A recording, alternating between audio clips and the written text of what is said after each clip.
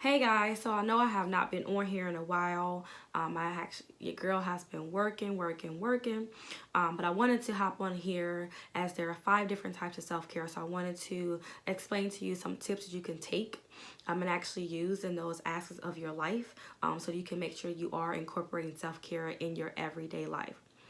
So the first one.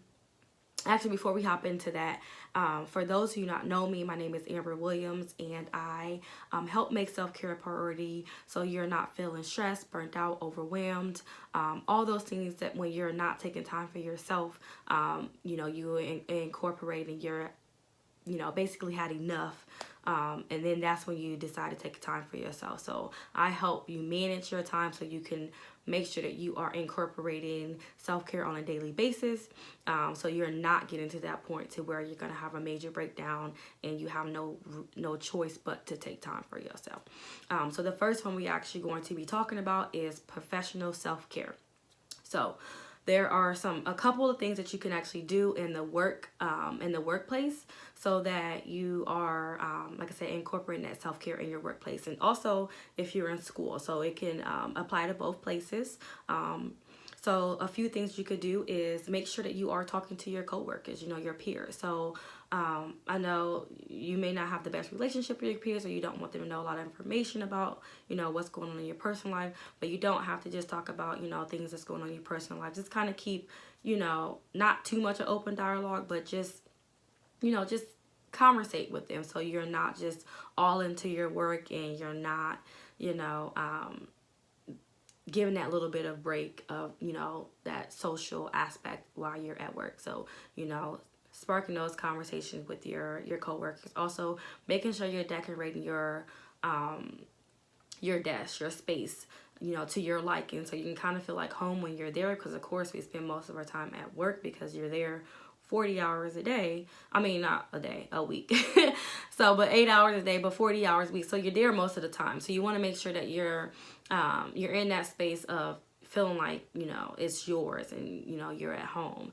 Another thing is to also balance your workload. So, making sure you're taking those breaks as needed. So if you're working on something that may be very frustrating or is taking you a longer time than you thought, take a break.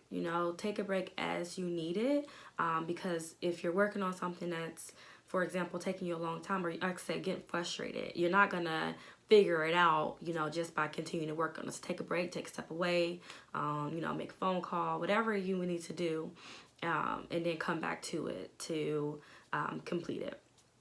Some other things you can do is develop an area outside, for a hobby, or, a quiet place where you can actually get your work done, especially if you have deadlines and things like that, making sure that you're getting that done, if you need a quiet place as well.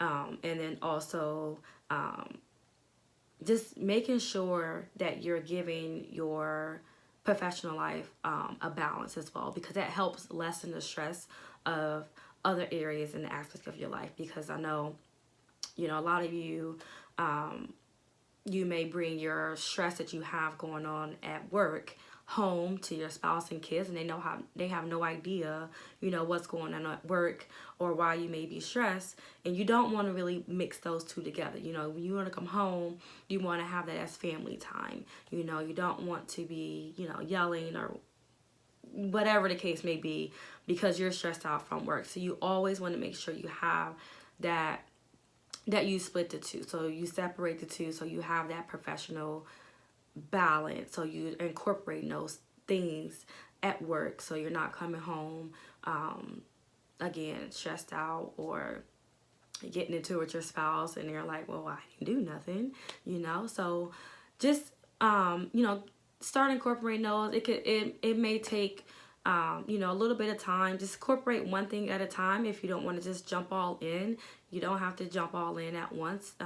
Take it one step at a time. And honestly, it takes about, I'll say, 25 days to actually see, the pattern and routine taking place. So you may not see it right away, but just adding those little things in at one time, and then as you start doing it, it will definitely, you'll definitely see a change. So that's all I have for you all for the professional self-care.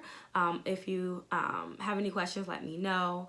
But I will see y'all tomorrow with a different type of self-care and some tips that you can take away for those aspects of your life. You guys have a good night. Bye.